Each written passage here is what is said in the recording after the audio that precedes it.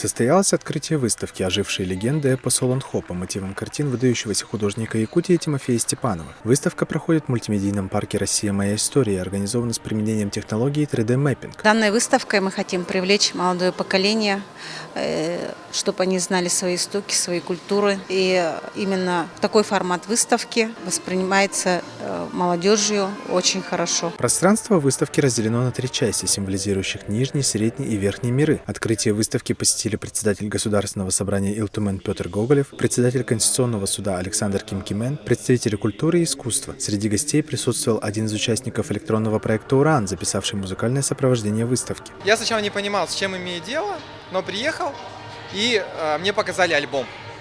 Вот этот альбом, который здесь, кстати, можно приобрести, с картинами. И я просто взорвался. Я эмоционально был настолько потрясен работами этого автора, что сразу возникла идея, что какой саундтрек должен быть. Звуковое сопровождение, написанное участниками проекта «Уран», можно свободно также прослушать через стриминговые сервисы. Выставка будет работать до 22 сентября. Иннокентий Корякин, Константин Корякин, Якутск ТВ.